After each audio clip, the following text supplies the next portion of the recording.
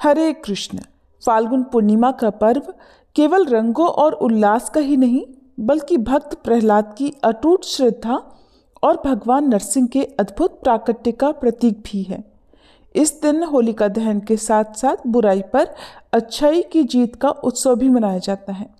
हिरण्यकश्यप के अहंकार को नष्ट करके भगवान विष्णु ने नरसिंह रूप में प्रकट होकर धर्म की स्थापना की थी। और आज की इस कथा में छुपे संदेश हमें सिखाते हैं कि सत्य की राह पर चलने वाले की रक्षा स्वयं भगवान नारायण करते हैं। फागुन मासे पूर्णिमा होली का उत्सव आयो, प्रहलाद भक्ति देख हरि नरसिंह बन आयो। आप सभी को फाल्गुन पूर्णिमा और होली की बहुत बहुत शुभकामनाएं। अब सुनिए फाल्गुन पूर्णिमा के दिन सुनी जाने वाली कुछ पावन कथाएं। प्राचीन कथा के अनुसार महर्षि कश्यप की पत्नी दक्ष पुत्री दिति के गर्भ से 2 महान पराक्रमी बालकों का जन्म हुआ। इनमें से बड़े का नाम हिरण्यकशिपु और छोटे का नाम हिरण्याक्ष था। दोनों भाइयों में बड़ा प्रेम था। दोनों ही महाबलशाली, अमिट पराक्रमी और आत्मबल संपन्न थे। दोनों भाइयों ने युद्ध में देवताओं को पराजित करके स्वर्गलोक पर अपना अधिकार कर लिया। एक समय जब हिरण्याक्ष ने पृथ्वी को रसातल में ले जाकर छुपा दिया, तब श्री भगवान विष्णु ने वराह अवतार धारण कर पृथ्वी की रक्षा के लिए हिरण्याक्ष का वध किया। अपने प्रिय भाई हिरण्याक्ष के वध से दुखी होकर हिरण्यकशिपु दैत्यों को प्रजा पर अत्याचार करने की आज्ञा देकर खुद महेंद्राचल पर्वत पर तपस्या करने के लिए चला गया। वह भगवान विष्णु द्वारा अपने भाई की हत्या का बदला लेने के लिए श्री ब्रह्मा जी की घोर तपस्या करने लगा। इधर दैत्यों के राज्य को राजविहीन देखकर देवताओं ने उन पर आक्रमण कर दिया। दैत्यगण इस युद्ध में पराजित हुए और पाताल लोक को भाग गए।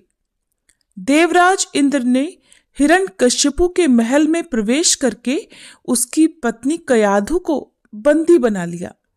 उस समय कयाधु गर्भवती थी, इसलिए इंद्र उसे साथ लेकर अमरावती की ओर जाने लगे। तब देवर्षि नारद ने पूछा, हे देवराज, आप कयाधु को कहाँ लेकर जा रहे हैं? देवराज ने कहा, देवर्षि, इसके गर्भ में हिरण्यकशिपु का अंश है, मैं उसे मारकर इसे छोड़ दूंगा। ये सुनकर नारद जी कहने लगे, देवराज, इसके गर्भ में तो बहुत बड़ा भगवत भक्त है, जिसे मारना तुम्हारी शक्ति के बाहर है, इसलिए इसे छोड़ दो। फिर नारद जी के कथन का मान रखते हुए देवराज इंद्र ने कयाधु को छोड़ दिया और अमरावतीपुरी चले गए। नारद जी कयाधु को अपने आश्रम पर ले आए और फिर उससे बोले, बेटी, जब तक तुम्हारा पति अपनी तपस्या पूरी करके नहीं आ जाता, तब तक तुम यहाँ आराम से रहो। कयाधु उस पवित्र आश्रम में नारद जी के सुंदर प्रवचनों का लाभ लेती हुई आनंद से रहने लगी, जिसका गर्भ में पल रहे शिशु पर भी गहरा प्रभाव पड़ा। समय होने पर कयाधु ने एक पुत्र को जन्म दिया, जिसका नाम प्रहलाद रखा गया। इधर हिरण्यकश्यपु की तपस्या पूरी हुई और वह ब्रह्मा जी से मनचाहा वरदान लेकर वापस अपनी राजधानी चला आया। जब प्रहलाद कुछ बड़े हुए, तब हिरण्यकश्यपु ने उनकी शिक्षा की व्यवस्था की। प्रहलाद गुरु के सानिध्य में रहकर शिक्षा ग्रहण करने लगे। एक दिन हिरण्यकश्यपु अपने मंत्रियों के साथ सभा में बैठा हुआ था। उसी समय प्रहलाद अपने गुरु के साथ वहां गए। प्रहलाद को प्रणाम करते देखकर हिरण्यकश्यपु ने उन्हें अपनी गोद में बिठाकर दुलार किया और कहने लगा, वत्स, तुमने अब तक अध्ययन में निरंतर तत्पर रहकर जो कुछ सीखा है, उसमें से कुछ अच्छी बात तो सुनाओ। तब प्रहलाद बोले, पिताजी, मैंने अब तक जो कुछ सीखा है उसका सारांश आपको सुनाता हूँ। जो आदि, मध्य और अंत से रहित, अजन्मा, वृद्धि और क्षय से शून्य और अच्युत हैं, समस्त कारणों के कारण और जगत की स्थिति और अंतकर्ता उन श्रीहरि को मैं प्रणाम करता हूँ। ये सुनकर दैत्यराज हिरण्यकशिपु के नेत्र क्रोध से लाल हो गए। उसने कांपते हुए होठों से प्रहलाद के गुरु से कहा, अरे दुर्बुद्धि ब्राह्मण, ये क्या? तूने मेरी अवज्ञा करके इस बालक को मेरे परम शत्रु की स्तुति से युक्त शिक्षा कैसे दी? तब गुरुजी ने कहा, दैत्यराज, आपको क्रोध के वशीभूत नहीं होना चाहिए। इतना क्रोध करना ठीक नहीं। आपका पुत्र मेरी सिखाई हुई बातें नहीं कह रहा। तब हिरण्यकशिपु बोला, बेटा प्रहलाद, बताओ तुम्हें ये शिक्षा किसने दी? तुम्हारे गुरुजी तो कह रहे हैं कि मैंने तो इसे ऐसा उपदेश दिया ही नहीं। तब भक्त प्रहलाद कहने लगे, पिताजी, हृदय में स्थित भगवान विष्णु ही तो संपूर्ण जगत के उपदेशक हैं। उनको छोड़कर और कौन किसी को कुछ सिखा सकता है भला? हिरण्यकशिपु कहने लगा, अरे मूर्ख, जिस विष्णु का तू निशंक होकर स्तुति कर रहा है वो मेरे सामने कौन है? मेरे रहते हुए कौन परमेश्वर कहा जा सकता है? फिर भी तू मौत के मुख में जाने की इच्छा से बार बार ऐसा बक रहा है। ऐसा कहकर हिरण्यकशिपु ने प्रहलाद को कई प्रकार से समझाया, लेकिन प्रहलाद के मन से श्री हरि के प्रति भक्ति और श्रद्धा भाव को वह कम नहीं कर पाया। तब अत्यंत क्रोधित होकर हिरण्यकशिपु ने अपने सेवकों से कहा, अरे ये तो बड़ा दुरात्मा है, इसको मार डालो। अब इसके जीने से कोई लाभ नहीं, क्योंकि ये शत्रु प्रेमी तो अपने ही कुल का नाश करने वाला हो गया है। इधर हिरण्यकशिपु की आज्ञा पाकर उसके सैनिकों ने प्रहलाद को अनेकों प्रकार से मारने का प्रयास किया, किंतु उनके सारे प्रयास श्री हरि की कृपा से असफल हो जाते थे। उन सैनिकों ने प्रहलाद पर अनेक प्रकार के अस्त्र शस्त्रों से आघात किए, लेकिन प्रहलाद को कुछ भी नहीं हुआ। फिर उन्होंने प्रहलाद के हाथ पैर बांधकर समुद्र में डाल दिया, फिर भी प्रहलाद बच गए। उन सब ने प्रहलाद को बहुत सारे विषैले सांपों से डसवाया और पर्वत शिखरों से गिराया, लेकिन भगवान की कृपा से प्रहलाद को कुछ भी नहीं हुआ। हिरण्यकशिपु और हिरण्याक्ष की एक बहन थी होलिका, वो भी तपस्या करके शक्तियां और वरदान अर्जित किया करती थी। उसे वरदान स्वरूप एक चादर मिली थी, जिस चादर को ओढ़ने मात्र से अग्नि जला नहीं सकती थी। प्रहलाद को मारने के सारे प्रयास विफल होते देखकर हिरण्यकशिपु ने अपनी बहन होलिका के साथ मिलकर प्रहलाद को मारने का षड्यंत्र रचा। उसने प्रहलाद से कहा कि अगर उसे अपनी भक्ति पर विश्वास है तो वह अपनी बुआ होलिका के साथ अग्नि में जाकर बैठ जाए, अन्यथा विष्णु भक्ति त्याग दे।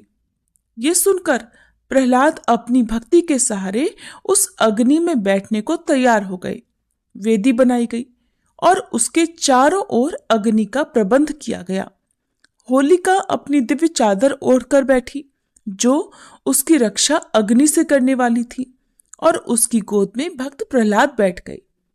अग्नि प्रज्वलित की गई, लेकिन भक्त प्रहलाद बिल्कुल भी विचलित नहीं हुए, बल्कि वो तो भगवान की भक्ति में मगन हो गए। अग्नि बढ़ने लगी, तभी हवा की तेजी से लपटों ने उस दिव्य चादर को उड़ाकर प्रहलाद को ढक दिया और आकाशवाणी हुई कि होलिका ने वरदान का दुरुपयोग किया है, जिसके दंड स्वरूप उसकी मृत्यु निश्चित है। और दंड स्वरूप होलिका उसी अग्नि में जलकर भस्म हो गई, उसकी मृत्यु हो गई। इधर उसका भाई हिरण्यकश्यप अपनी प्रिय बहन की मृत्यु से अत्यंत दुखी होकर विलाप करने लगा। इस प्रकार एक बार फिर से भक्त प्रहलाद की भक्ति की विजय हुई और अधर्म का नाश हुआ। प्रहलाद को सुरक्षित देखकर प्रजा में बड़ा संतोष दिखा। प्रजा ने उत्सव मनाया। यह बुराई पर अच्छाई की विजय है, अधर्म पर धर्म की विजय और क्रोध पर प्रेम की विजय है। प्रजा ने अपना आनंद अलग अलग रंगों से रंगोत्सव मनाकर कर दिया। अच्छे अच्छे पकवान बनाए गए, गीत गाए गए। होलिका के अग्नि में जलकर भस्म हो जाने का और प्रहलाद के फिर से जीवित बच जाने का समाचार जब दूतों ने हिरण्यकशिपु को सुनाया तो वह अत्यंत क्षुब्ध हुआ और उसने प्रहलाद को अपनी सभा में बुलवाया। हिरण्यकशिपु ने प्रहलाद से कहा, रे दुष्ट, जिसके बल पर तू ऐसी बहकी बहकी बातें करता है, तेरा वह ईश्वर कहाँ है? अगर वह चारों ओर है तो मुझे इस खंबे में क्यों नहीं दिखाई देता? तब प्रहलाद ने कहा, पिताजी, मुझे तो वे प्रभु खंबे में भी दिखाई दे रहे हैं। ये बात सुनकर हिरण्यकशिपु क्रोध के मारे खुद को संभाल नहीं सका और हाथ में तलवार लेकर सिंहासन से कूद पड़ा और बड़े जोर से उस खंबे में एक घूंसा मारा। उस समय उस खंबे से बड़ा भयंकर शब्द हुआ और उस खंबे को तोड़कर एक विचित्र प्राणी बाहर निकलने लगा, जिसका आधा शरीर सिंह का और आधा मनुष्य का था। यह भगवान श्री हरि का नृसिंह अवतार था। उनका रूप बड़ा भयंकर था। उनकी तपाई हुई सोने के समान पीली पीली आंखें थीं। उनकी दाढ़ें बड़ी विकराल थीं और वे भयंकर शब्दों से गर्जना कर रहे थे। उनके पास जाने का साहस किसी में भी नहीं हो रहा था। ये देखकर हिरण्यकशिपु सिंहनाद करता हुआ हाथ में गदा लेकर नृसिंह भगवान पर टूट पड़ा। तब भगवान भी हिरण्यकशिपु के साथ कुछ देर तक युद्ध लीला करते रहे और अंत में उसे झपटकर दबोच लिया और उसे सभा के दरवाजे पर ले जाकर अपनी जांघों पर गिरा लिया और खेल ही खेल में अपनी नखों से उसके कलेजे को फाड़कर उसे पृथ्वी पर पटक दिया। इसके बाद वहां उपस्थित अन्य असुरों और दैत्यों को भी खदेड़ खदेड़ कर मार डाला। भगवान का क्रोध बढ़ता ही जा रहा था और भगवान हिरण्यकशिपु के ऊंचे सिंहासन पर विराजमान हो गए। उनके क्रोधपूर्ण मुखाकृति को देखकर किसी को भी उनके निकट जाकर उनको प्रसन्न करने का साहस नहीं हो रहा था। हिरण्यकशिपु की मृत्यु का समाचार सुनकर उस सभा में ब्रह्मा, इंद्र, शंकर, सभी देवगण, ऋषि मुनि, सिद्ध, नाग, गंधर्व आदि पहुंचे और थोड़ी दूरी पर स्थित होकर सभी ने भगवान की अलग अलग स्तुति की। लेकिन भगवान नृसिंह का क्रोध शांत ही नहीं हुआ। तब देवताओं ने माता लक्ष्मी को उनके निकट भेजा, लेकिन भगवान के उग्र रूप को देखकर वे भी भयभीत हो गई। तब ब्रह्मा जी ने प्रहलाद से कहा, बेटा, तुम्हारे पिता पर ही तो भगवान क्रोधित हुए थे, तुम पर नहीं। अब तुम ही जाओ और भगवान का क्रोध शांत करो। तब प्रहलाद भगवान के समीप जाकर हाथ जोड़कर साष्टांग भूमि पर लौट गए। बालक प्रहलाद को अपने चरणों में पड़ा देखकर भगवान दयालु हो गए और क्रोध त्याग कर उन्हें उठाकर गोद में बिठा लिया।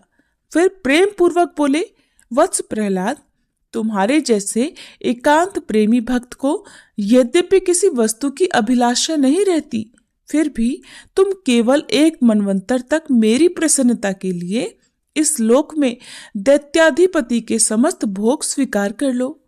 भोग के द्वारा पुण्य कर्मों के फल और निष्काम पुण्य कर्मों के द्वारा पाप का नाश करते हुए समय पर शरीर का त्याग करके समस्त बंधनों से मुक्त होकर तुम मेरे पास आ जाओगे। देवलोक में भी लोग तुम्हारी विशुद्ध कीर्ति का गान करेंगे। ऐसा कहकर भगवान नृसिंह वहीं अंतर्ध्यान हो गए। श्री विष्णु पुराण में ऋषि पराशर जी कहते हैं कि भक्त प्रहलाद की इस कहानी को जो भी मनुष्य सुनता है उसके पाप शीघ्र ही नष्ट हो जाते हैं। पूर्णिमा, अमावस्या, अष्टमी और द्वादशी को इस कथा को पढ़ने से मनुष्य को गोदान का फल प्राप्त होता है। प्रेम से बोलिए, विष्णु भगवान की जय, भक्त प्रहलाद की जय। होली मनाने के पीछे एक और कथा प्रचलित है जो कि राक्षसी धुंधी की है। रघु राज्य की राक्षसी धुंधी भोले भाले लोगों और विशेष रूप से छोटे बच्चों को बहुत परेशान किया करती थी। धुंधी को भगवान शिव का वरदान था कि वह देवताओं, पुरुषों द्वारा नहीं मारी जाएगी और न ही गर्मी, सर्दी या बारिश से या किसी शस्त्र से पीड़ित होगी। इस आशीर्वाद ने धुंधी को लगभग अजेय बना दिया था। लेकिन उसकी एक कमजोरी भी थी। उसे भगवान शिव ने भी श्राप दिया था कि वह चंचल लड़कों से खतरे में होगी जो उसे परेशान करेंगे। राजा ने पुजारी से परामर्श किया। उन्होंने बताया कि फाल्गुन को शीत ऋतु समाप्त हो जाती है और ग्रीष्म ऋतु का प्रारंभ हो जाता है। धुंधी को दूर भगाने के लिए यह उपयुक्त समय होगा। समय आने पर गांव के साहसी लड़कों ने उससे हमेशा के लिए मुक्ति पाने और धुंधी को गांव से भगाने का फैसला किया। लड़कों ने लकड़ी और घास का ढेर इकट्ठा किया, उसमें मंत्रों से आग लगा दी, ताली बजाई और आग के चारों ओर चक्कर काटने लगे। उन सब ने मिलकर खूब शोरगुल किया, ढोल नगाड़े बजाए। ये देखकर धुंधी गांव की सीमा से बाहर भागने लगी, लेकिन उन सब लड़कों ने धुंधी का पीछा नहीं छोड़ा और उसे गांव की सीमा से बाहर तक खदेड़ कर आए। कहा जाता है कि तभी से होलिका दहन करते हुए खूब शोरगुल किया जाता है, खुशियां मनाई जाती हैं, ढोल बाजे बजाए जाते हैं और ऐसी मान्यता है कि इस परंपरा को निभाने से बच्चों में कोई भय नहीं रहता, ना ही किसी प्रकार की बुरी शक्तियां उन पर असर करती हैं। फाल्गुन पूर्णिमा और होली की एक कथा कामदेव से भी जुड़ी हुई है। पौराणिक कथा के अनुसार देवी पार्वती भगवान शिव से विवाह करना चाहती थी, लेकिन तपस्या में लीन शिव जी का ध्यान उनकी ओर नहीं गया। देवी पार्वती के इन प्रयासों को देखकर प्रेम के देवता कामदेव आगे आए। उन्होंने तपस्या में लीन भगवान शिव पर पुष्प बाण चला दिया, जिसके कारण भगवान शिव की तपस्या भंग हो गई। तपस्या भंग होने के कारण भगवान शिव क्रोधित हो गए और उन्होंने अपनी तीसरी आंख खोल दी और उनके क्रोध की अग्नि में कामदेव जलकर भस्म हो गए। इसके बाद भगवान शिव ने देवी पार्वती की ओर देखा। हिमवान की पुत्री देवी पार्वती की आराधना सफल हुई और भगवान शिव ने उन्हें अपनी पत्नी के रूप में स्वीकार कर लिया। लेकिन कामदेव के भस्म होने के बाद उनकी पत्नी रति को असमय ही वैधव्य सहना पड़ा। तब रति ने भगवान शिव की आराधना की। वहीं पार्वती जी के पिछले जन्म की बातें याद कर भगवान शिव ने जाना कि कामदेव निर्दोष हैं। पिछले जन्म में दक्ष प्रजापति के प्रसंग में उन्हें अपमानित होना पड़ा था। उनके अपमान से विचलित होकर दक्ष पुत्री सती ने आत्मदाह कर लिया था। उन्हीं सती ने पार्वती के रूप में जन्म लिया और इस जन्म में भी शिव जी का ही वरण किया। कामदेव ने तो उन्हें केवल सहयोग ही दिया था। शिव जी की दृष्टि में कामदेव फिर भी दोषी हैं, क्योंकि वह प्रेम को शरीर के तल तक सीमित रखते और उसे वासना में गिरने देते हैं। इसके बाद भगवान शिव और देवी पार्वती के विवाह के समय देवी पार्वती ने भगवान शिव से अनुरोध किया कि वे कामदेव को पुनर्जीवित कर दें। देवी के आग्रह करने पर भगवान ने कामदेव को पुनर्जीवित कर दिया और कहा कि अब तुम अशरीरी हो और उन्हें नया नाम दिया मनसिज। कहा जाता है वह फाल्गुन पूर्णिमा थी। आधी रात गए लोगों ने होली का दहन किया। सुबह तक उसकी अग्नि में वासना की मलिनता जलकर प्रेम के रूप में प्रकट हो चुकी थी। कामदेव अशरीरी भाव से नए सृजन के लिए प्रेरणा जगाते हुए विजय का उत्सव मनाने लगे। यही दिन होली का दिन होता है। कई जगह पर आज भी रति के विलाप को लोक धुनों और संगीत में उतारा जाता है। प्रिय श्रोताओं, होली का नाम लेते ही हमें अपने सामने ढेर सारे रंग दिखाई देते हैं, लेकिन होली मनाने की ये शुरुआत कब से हुई? वैसे तो होली भारत के सबसे प्राचीन पर्वों में से एक है, लेकिन होली मनाने की परंपरा कैसे शुरू हुई इस बारे में बहुत सारी कथाएं हैं, जिनमें सबसे ज्यादा सुनी जाने वाली कथा है हिरण्यकश्यप और भक्त प्रहलाद की, होली का दहन की। इसके अलावा भी बहुत सारी कथाएं हैं जिनमें राधा कृष्ण और भगवान शिव पार्वती जी से जुड़ी हुई भी कथाएं हैं। एक कथा के अनुसार रंग वाली होली खेलने का संबंध श्री कृष्ण और ब्रज की राधा रानी से भी है। धार्मिक मान्यता है कि भगवान श्री कृष्ण ने ग्वालों के साथ मिलकर होली खेलने की प्रथा शुरू की थी। एक कहानी जो सुनाई जाती है उसके अनुसार भगवान श्री कृष्ण का रंग सांवला था और राधा जी गोरी थी। आपने सुना होगा कि यशोमती मैया से बोले नंदलाला, राधा क्यों गोरी मैं क्यों काला। तो कान्हा जी अपनी मैया से अक्सर यही शिकायत किया करते थे। एक दिन कान्हा जी के इस तरह शिकायत करने पर यशोदा जी ने उनसे कहा कि कान्हा, जो ये तुम्हारा रंग है उसी रंग को तुम राधा के चेहरे पर भी लगा दो, इससे तब तुम्हारा और राधा का रंग एक जैसा हो जाएगा। भगवान श्री कृष्ण ने अपनी मैया के कहे अनुसार ग्वालों के साथ मिलकर रंग तैयार किए और फिर अपनी नटखट टोली के साथ पहुंच गए ब्रिज में राधा रानी को रंग लगाने के लिए। कहा जाता है कि तभी से रंग वाली होली का ये चलन शुरू हो गया। एक और कथा के अनुसार होली की जो कथा है वो भगवान श्री कृष्ण और उनके मामा कंस से जुड़ी हुई है। कंस नाम के राजा के लिए भविष्यवाणी हुई थी कि उसकी बहन का 8वां बेटा उसकी मृत्यु का कारण बनेगा। इस भविष्यवाणी के बाद कंस ने अपनी बहन देवकी और उनके पति वासुदेव को जेल में कैद कर दिया था। कंस उनके नवजात बच्चों को मार दिया करता था। जब कंस को पता चला कि उसकी बहन देवकी और वासुदेव के 8वें बेटे का जन्म हो गया है और वो गोकुल में सुरक्षित है, तब उसने गोकुल में जन्म लेने वाले हर शिशु की हत्या करने की योजना बनाई।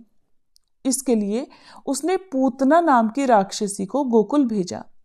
पूतना ने एक सामान्य महिला का रूप धरा और वह शिशुओं को अपना दूध पिलाने के बहाने विष पिलाने लगी। जाने कितने ही शिशु पूतना के पिलाए हुए विष के कारण मृत्यु के गाल में समा गए, लेकिन भगवान कृष्ण ने उसकी सच्चाई जान ली और पूतना का वध कर दिया। कहा जाता है कि वो दिन फाल्गुन पूर्णिमा का था, इसलिए पूतना के वध की खुशी में भी होली मनाई जाने लगी।